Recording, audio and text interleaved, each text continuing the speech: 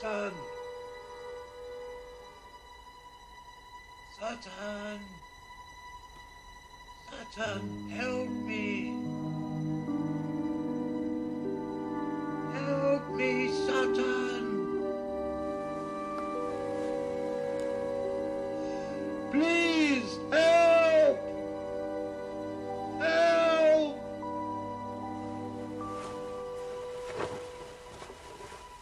Help me, Sutton! Sutton! Help! Don't let them take me, Sutton! Help me, Sutton! Sutton! Don't let them take me, Sutton! Help me! Help me, Sutton! Sutton, help! Please, help! Help!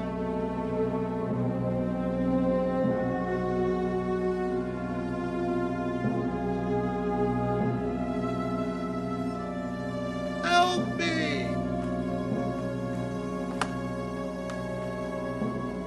Help me, Sutton! Sutton! Sutton! Sutton! Help! Help me!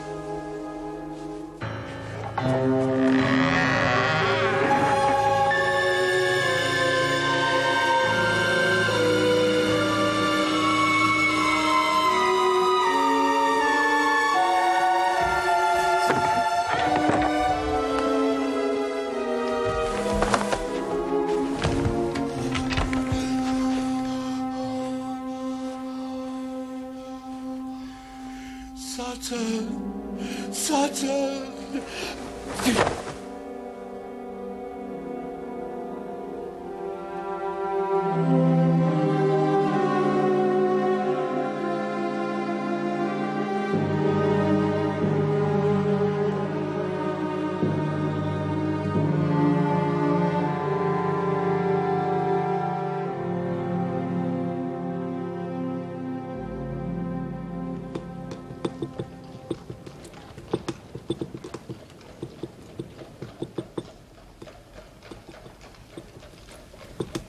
You mustn't take it so badly, Holmes. What? Well, I know it's inconvenient, but you really mustn't let it affect you like this.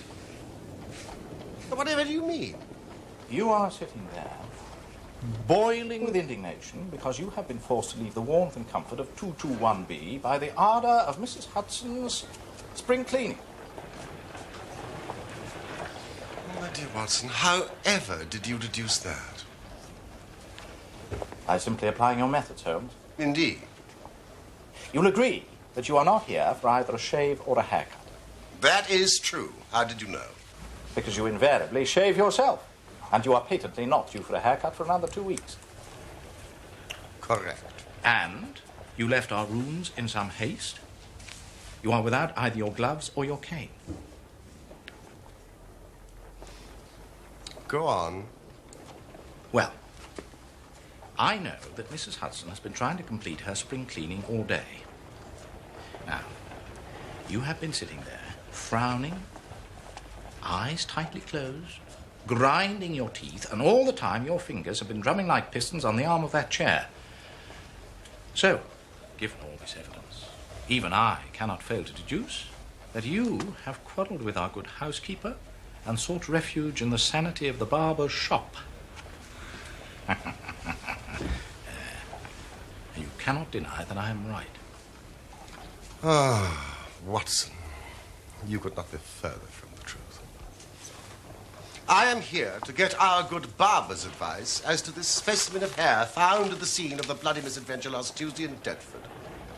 Oh, come along, Holmes. You're worried about something. What you perceived as agitation was indeed the most intense and tranquil enjoyment. My eyes were closed because I was trying to recall as vividly as I could the concert that we attended last night.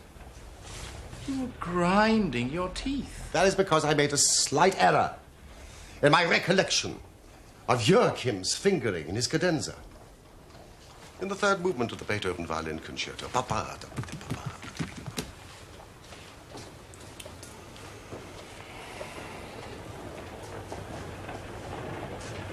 Nevertheless, there is an element of truth in what you say. Ah!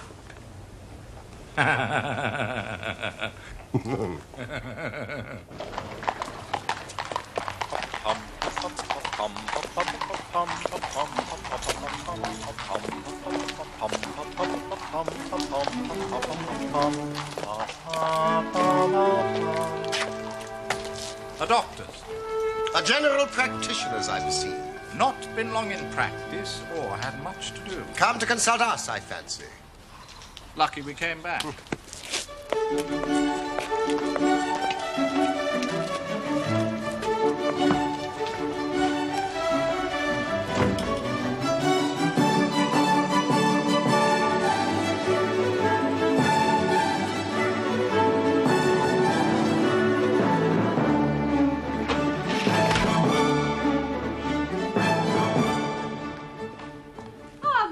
Thank you, Mrs. Hudson. Doctor. This is my friend and colleague, Dr. Watson. Pray, resume your seat and tell me how I may serve you. Well, I am indeed a doctor. My name is Percy Trevelyan. I live at number 403 Brook Street. Aren't you the author of a monograph upon obscure nervous lesions? Yes, but I so seldom hear of the work, I thought it quite dead. By no means. My publishers give me a most discouraging account of its sales. You are yourself a medical man? Retired army surgeon. My hobby has always been the study of nervous disease. I should, of course, like to make it an absolute speciality. But a man must take what he can get first. However, this is beside the question. And I do appreciate, Mr. Holmes, how very valuable your time is. The fact is that a singular train of events has occurred recently at my house in Brook Street. And tonight they came to such a head that I felt it was impossible to wait another hour before asking for your advice and your assistance. You are very welcome to both. Let me have a detailed account of the circumstances which have disturbed you. Well, one or two of them are so trivial that I am almost ashamed to mention them. But the matter is so inexplicable and the recent turn it has taken so elaborate that I shall lay it all before you and you shall judge what is essential and what is not. I am a London University man, and I am not unduly singing my praises when I say I was a very promising student. And it was thought a distinguished career lay before me. However, there was one great stumbling block. Money? Indeed, Doctor, money. I needed capital not only to practice, but also to get out of the squalid rooms I was forced to rent. I could not expect my patients to trust me if I could not afford the proper equipment. Yes, I've seen it happen to too many of us. I myself was obliged to go into the army in order to follow my career. Indeed. I had thought of abandoning my own career, except for one sudden and unexpected incident. Exactly what kind of incident? One morning, 2 years ago, I received a visit from a man by the name of Blessington, who until that time had been a complete stranger to me.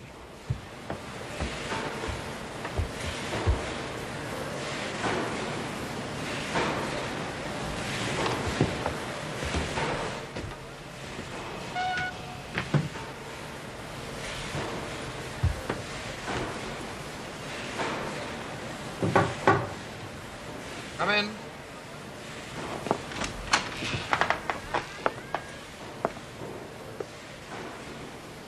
Good heavens, do you live here, in this? Yes, I'm afraid I do. You are the same Percy Trevelyan who's had so distinguished a career. Recently won the Slater Award for Medicine. I am. Then answer me frankly, sir, and you'll find it in your interest to do so. Despite your present financial situation, you clearly have all the cleverness that makes a successful man. But have you the tact? I trust that I have my share, sir. Any bad habits? Not drawn toward drink? Now, really, sir. Quite right. Quite right.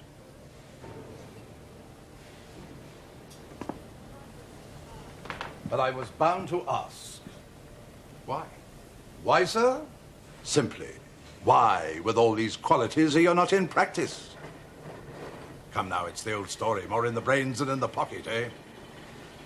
Now, sir, what would you say, sir, if I were to start you in Brook Street? If a specialist is to succeed, he must aim high, and a practice in Brook Street is just the beginning. Capital, keep yourself in style, to hire a respectable carriage and horse, surgery that's worthy of you, waiting room, servants, and the best equipment that money can buy. That is what you will have, sir.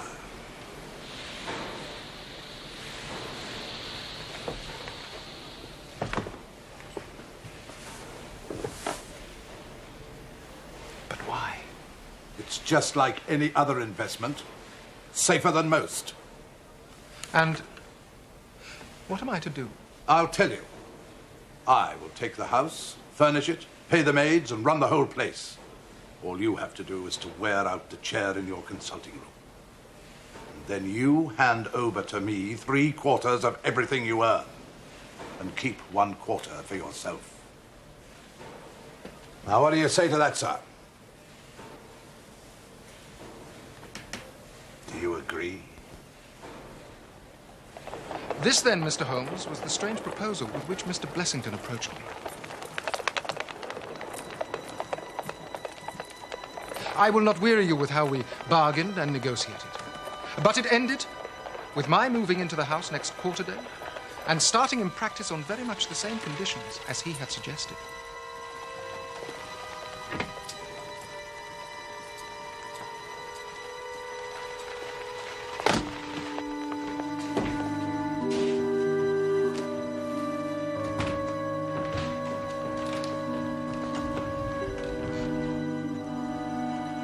Waiting room for your patients?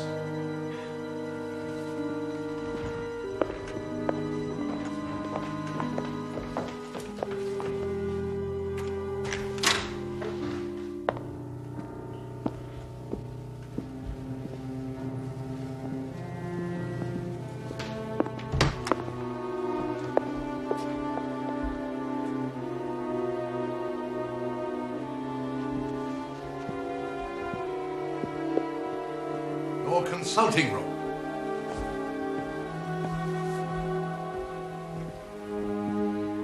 I can't believe it, Mr. Blessington. Nor can I thank you enough. He turned the 2 best rooms on the first floor into a sitting room and a bedroom for himself, and came to live with me in the character of a resident patient. His heart was weak, but not abnormal, and yet he demanded constant medical supervision. He was a man of singular habits, shunning company and very seldom going out, except in one respect. Every evening at the same time, he would go for a walk for half an hour exactly, no matter what the weather. And every evening at the same hour, he would walk into the consulting room. He would then examine the books, put down 5 and 3 for every guinea I had earned, and then carry the rest off to the strong box in his own room.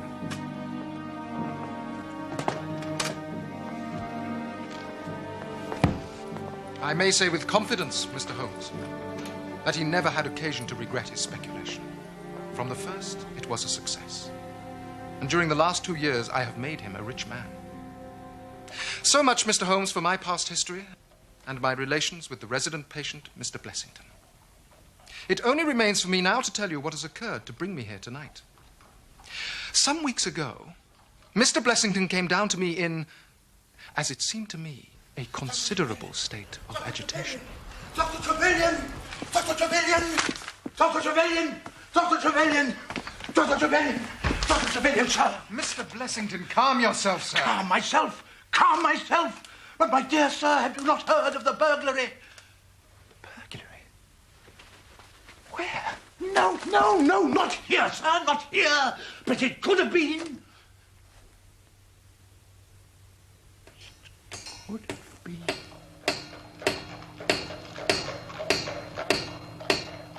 Within a week, the whole house had become a fortress of bolts and bars and locks. Are you sure these bars are strong enough? They'd be strong enough for the Bank of England, sir. Mr. Blessing, when I questioned him upon the point, he became so offensive that I was compelled to drop the subject. At first, Mr. Holmes, I thought he merely sought to protect his strongbox. But then, I suspected that it was his life he was protecting. From then on, he stopped going out altogether, peered continually out of his windows, and kept himself locked in his room in what I can only describe as a state of mortal dread.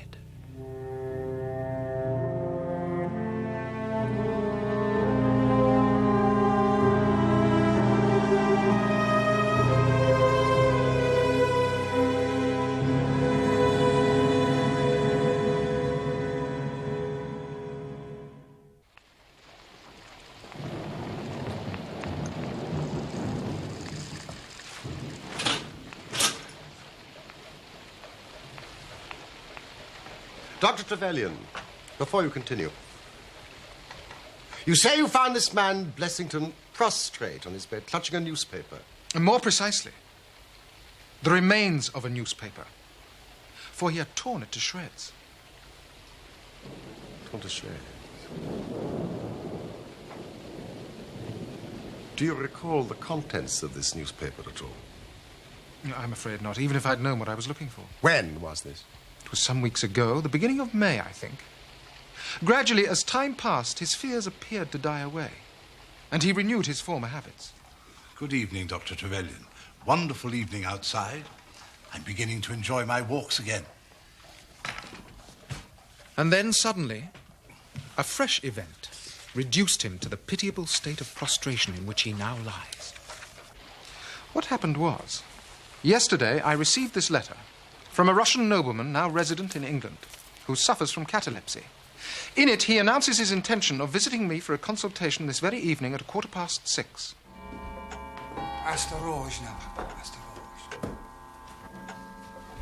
Because the chief difficulty in the study of catalepsy is the rareness of the disease, you may believe that at the appointed hour, I was eager to receive the patient. Good evening, gentlemen. I'm Dr. Trevelyan. And it was you, sir, I assume, who wrote to me? My father speaks very little English, Doctor, so I trust you will excuse my coming in with him, as his health is a matter of the most overwhelming importance to me. Yes, I respect that, sir. Fenton. Perhaps you would like to join us for the consultation? Not for the world. It is more painful to me than I can express. If I were to see my father in one of those dreadful seizures, I am convinced I would never survive it. My own nervous system is an exceptionally sensitive one. Mm-hmm. With your permission, I will remain in your waiting room while you go into my father's case. Yes, of course. Thank you, Doctor.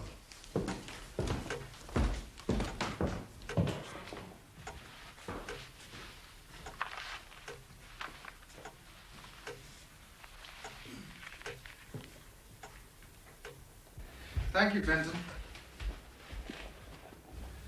Now, sir, I hope you will forgive me if I ask you a few basic questions. And first, can you tell me your age? 67. And apart from catalepsy, would you say you are physically sound?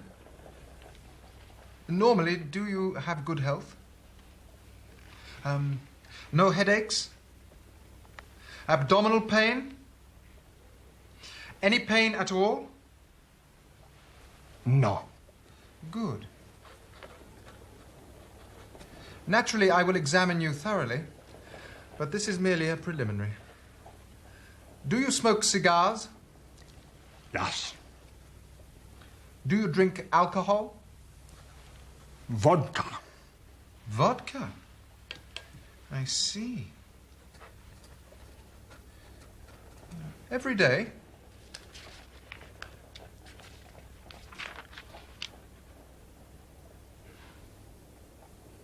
My God.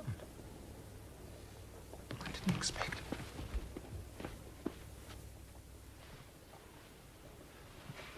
My first feeling was one of pity and horror. My second, I fear, was rather one of professional satisfaction. There was nothing markedly abnormal in his condition which had harmonized with my former experiences. I had obtained good results in such cases by the inhalation of nitrite of amyl, and the present seemed an admirable opportunity of testing its virtues. Now, sir, I believe you can hear me. I shall be back directly, rest assured.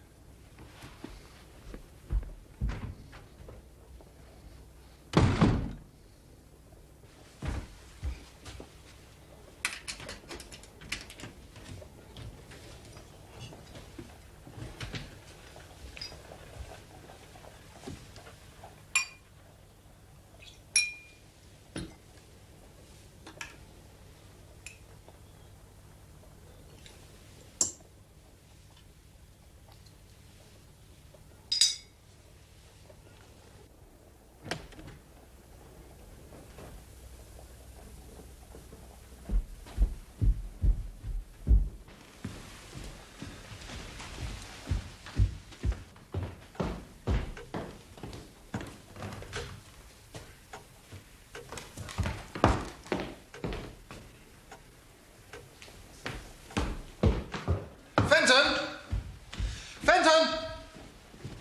Fenton, immediately!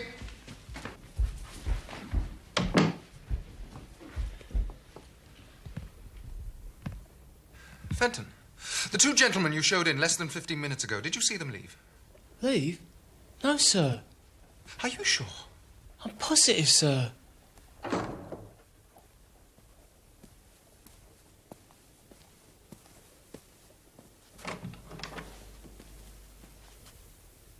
Good evening, Dr. Trevelyan. Good evening, Mr. Blessington. And how was your walk today? A little rain, but very amiable, my good sir. Very amiable. Did you hear them leave? No, sir. I was nowhere near the hall. Well, you should have been. That is your duty. Now, I know you are new here, but you should know by now. Doctor! Doctor! Doctor! Doctor! Someone has been in my room. No one has been in your room, It's sir. a lie. You're lying to me. I assure you I am not. Fenton, have you been in Mr. Blessington's room? Of course I haven't. There you are, you see. Then come up and see for yourself.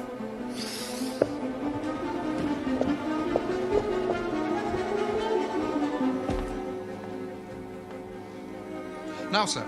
Look at those. You telling me that they're mine? Well, at first glance, they do appear to be too large for yours. Of course they're not mine. I always remove my galoshes at the front door. Has anything been stolen? No, but that's not the point. Nothing has been stolen. My privacy has been invaded by a stranger. Is that not enough?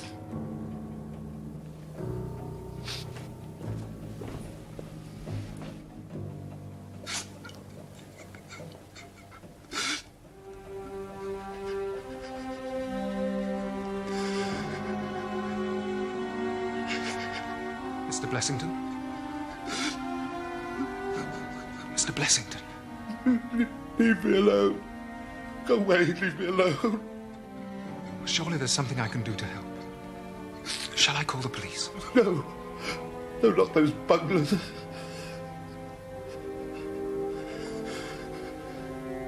There's only one person who can help me now. And that is why I am here. But I must apologize for such a trivial reason. A thief that doesn't steal. Did he ask for me by name? Oh, yes. Then let us be on our way.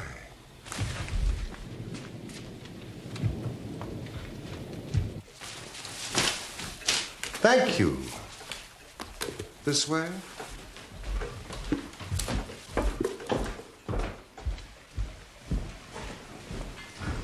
Stay where you are! I have a pistol! And I give you my word, I will shoot if you come any nearer! Mr. Blessington, this is outrageous, sir. Do you not recognize me? Is that you, Doctor? Yes, of course it is me. The other two gentlemen, are they what they pretend to be? They are Mr. Sherlock Holmes and his friend Dr. Watson. Good God, Mr. Blessington, it was you that asked me to fetch them. Yes. Yes. Forgive me. Forgive me.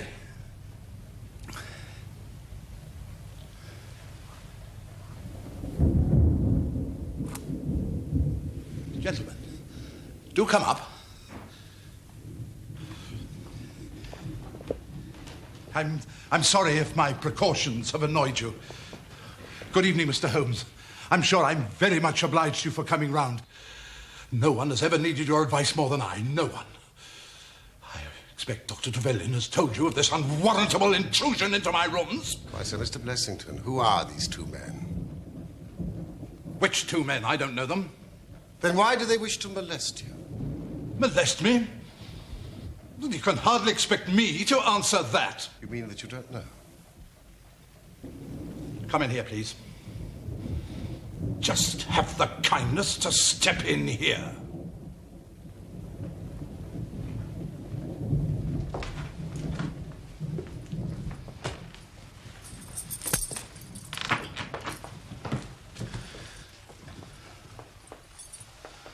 I've never been a rich man, Mr. Holmes. I've never made but one investment in my life. Dr. Trevelyan will tell you that. But I don't believe in bankers, sir. Never trust a banker, Mr. Holmes. Never. So between ourselves, what little I have is here, in this strongbox. So you can understand what it means to me when unknown people force themselves into my rooms. Mr. Blessington, I cannot possibly advise you if you try to deceive me. Deceive you? But I've told you everything. Good night, Dr. Trevelyan. Mr. Holmes! No advice for me? My advice to you is to speak the truth.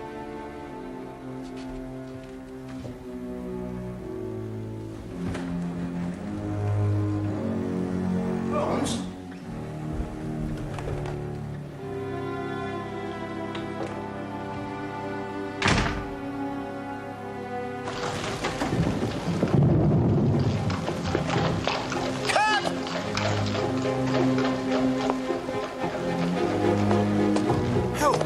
I can read in a man's eye when it's his own skin that he's frightened for. Yes, but why did you call him a liar? Because I am certain that he does know who these men are. Cab!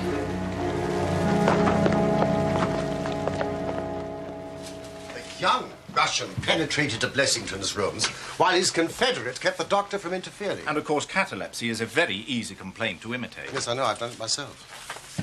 Holmes? Yes. Might there be one alternative? Grotesquely improbable, no doubt, but still just conceivable. Might the whole story of the cataleptic Russian this son be a concoction of Dr. Trevelyan's, who, for his own purposes, has been in Blessington's room? But did you see the footprints on the stair carpet? They were square-toed.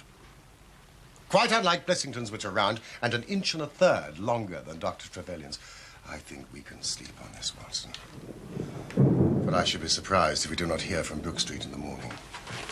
Good night. Night, old fellow.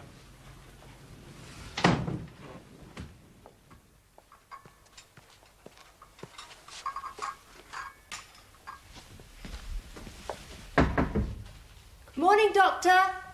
Your tea's here. Thank you, Nora.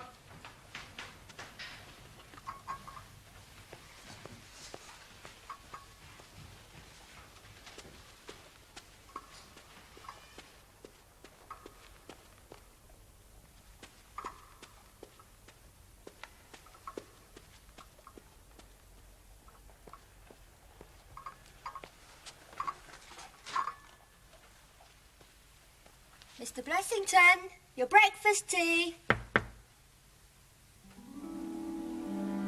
Mr. Blessington?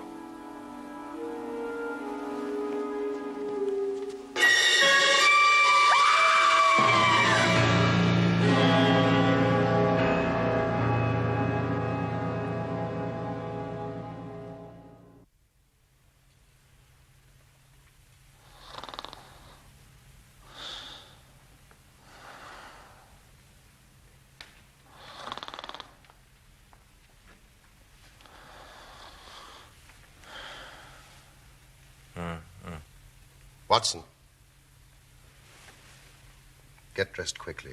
There's a cab waiting for us. Why? What's the matter? The Brook Street business. Any fresh news? For God's sake, come at once, P. Trevelyan. Oh, Mr. Holmes, I'm so glad you could come. What has happened? Mr. Blessington has committed suicide. Suicide? Yes. He hanged himself during the night.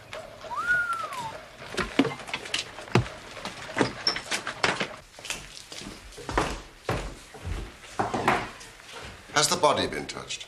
No. Where is the page?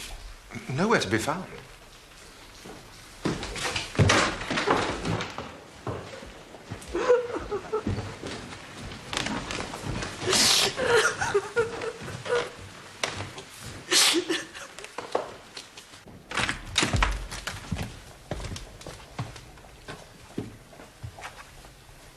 Good morning, Inspector. Mr. Holmes, delighted to see you. Now, please take a look. We were just about to take him down.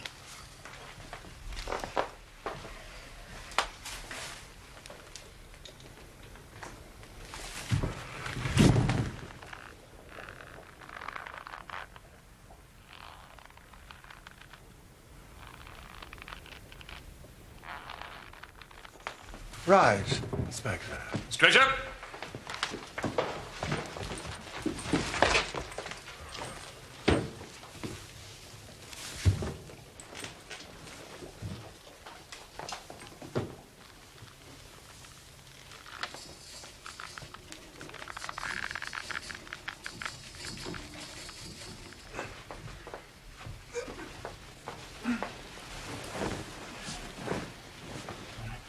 Well, that'll be all.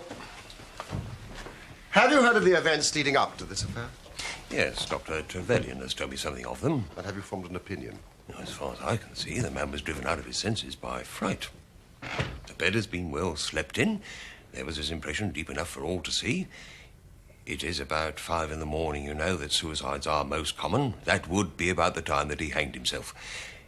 Seems to have been a very deliberate affair. Yes, from the rigidity of the limbs, I'd say he'd been dead about 3 hours. Thank you, Watson. Noticed anything peculiar about the room?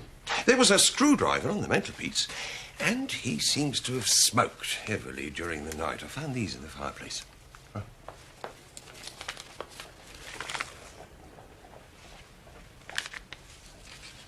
Have you his cigar holder? No, I haven't seen one.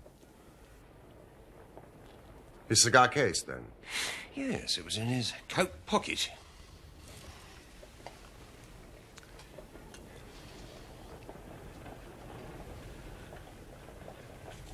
This is Havana.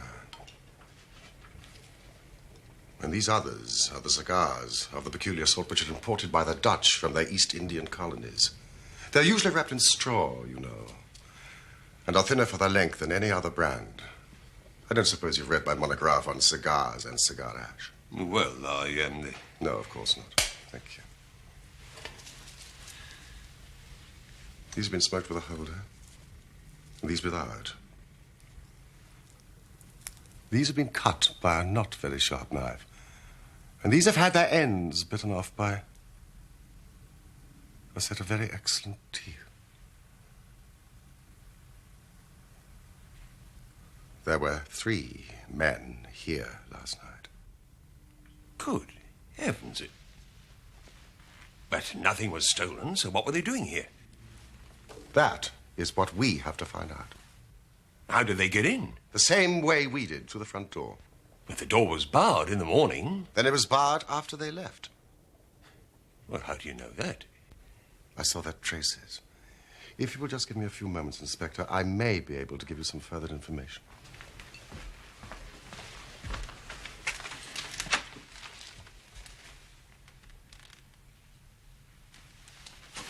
Don't move, Watson.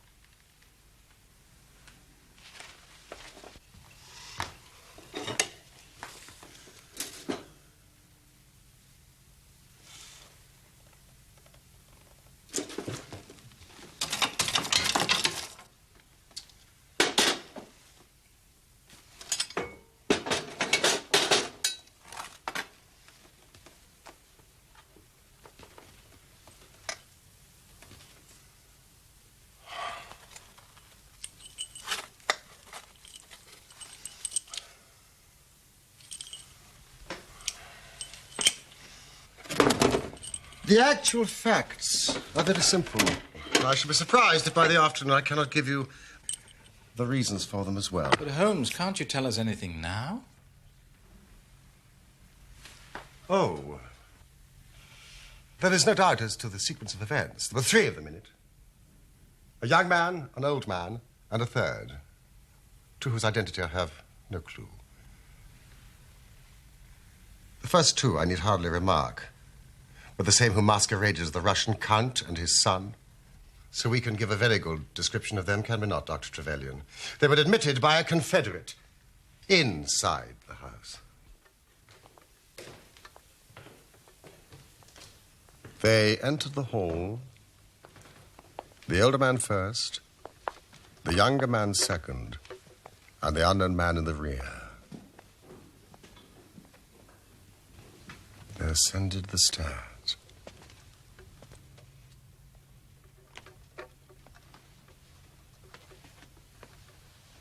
With the help of a wire, they forced the key.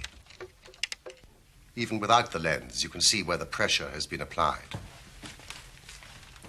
On entering the room, the first proceeding must have been to gag Mr. Blessington.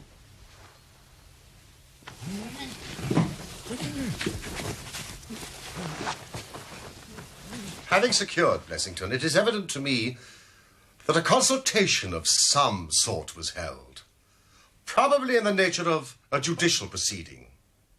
It must have lasted for some time, for it was then that the cigars were smoked. It was there that the older man sat, in the wicker chair.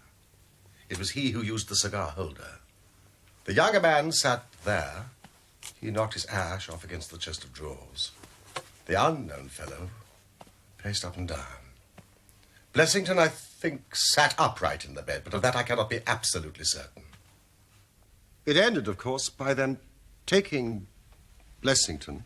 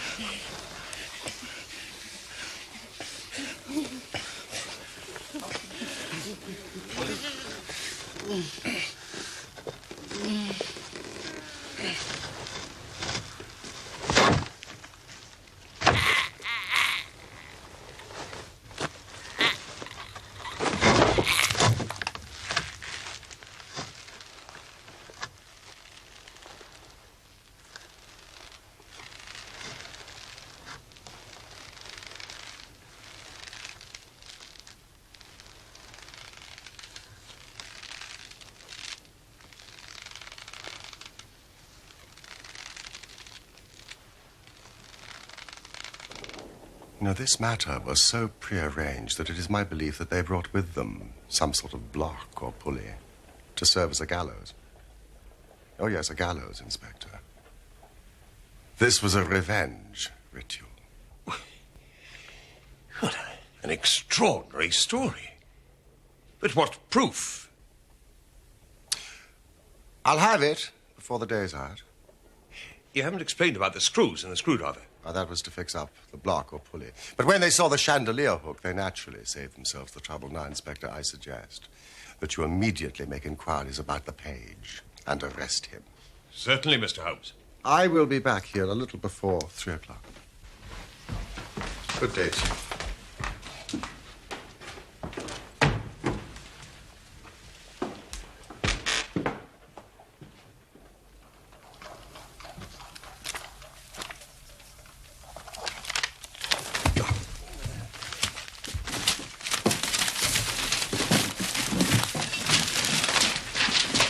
I dare say Mrs. Hudson will be a little put out when she sees all this. What are you looking for? Worthington. W. Worthington. March. 1880, I'm sure. March 8.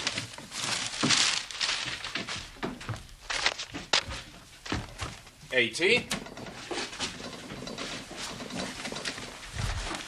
January. February. March. Any good?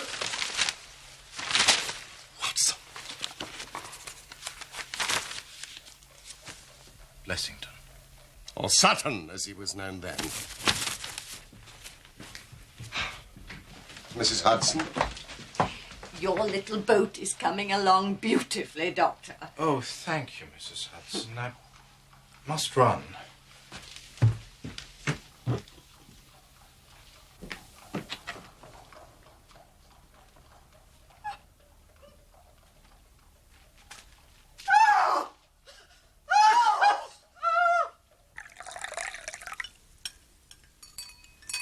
Oh, thank you.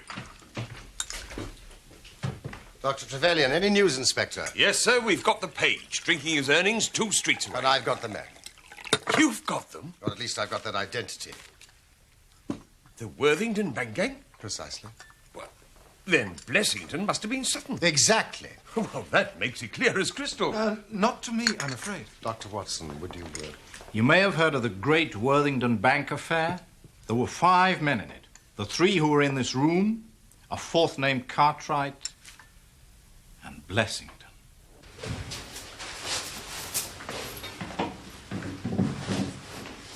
All right, let's be gone.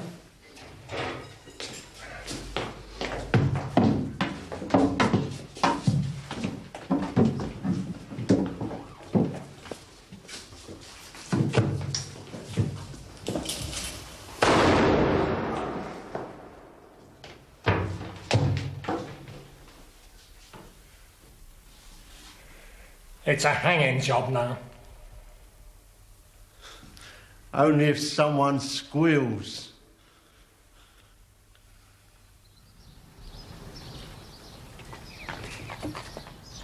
That's him. Are you positive? Oh, yes. That's him. Sutton! Sutton, you're dead! Sutton! Sutton! Sutton, you're dead!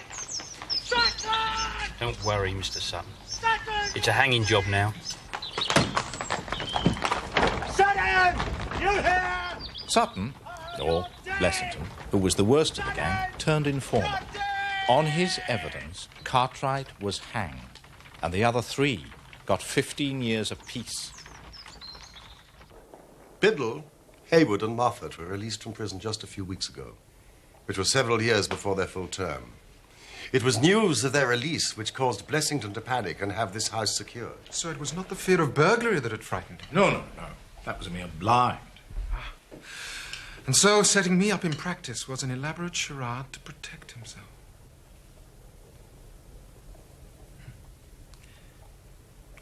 Well, why could he not tell you this? He was trying to hide his own identity from everybody for as long as he could. His secret was shameful, and he couldn't bring himself to divulge it.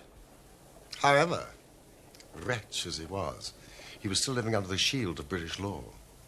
And I have no doubt, Inspector, that we shall see that though that shield may fail to guard, the sword of justice is still there to avenge. In spite of the efforts of Sherlock Holmes, the 3 murderers of Blessington eluded the police and fled the country aboard a ship bound for Portugal. It was a few weeks later that we learned that the ship, the Nora Crana, had sunk with all hands upon the Portuguese coast, some leagues to the north of Oporto.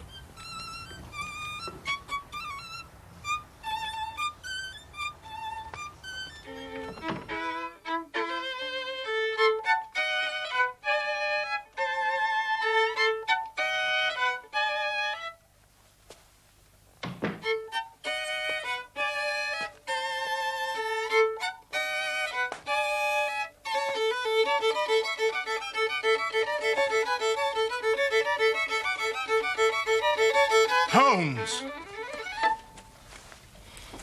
What's wrong? Well, it's just that I was going to spend the day writing the case of Dr. Trevelyan while the facts are still fresh. Oh, and you mean... Oh, I understand. Thanks awfully. It's just that it is difficult to concentrate otherwise.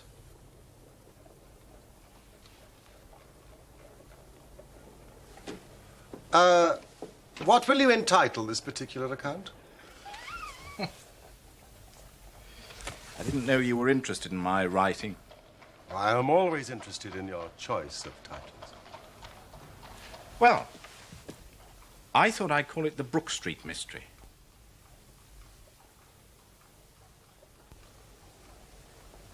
No? Well, I myself would prefer The Resident Patient. But please do not let me influence you.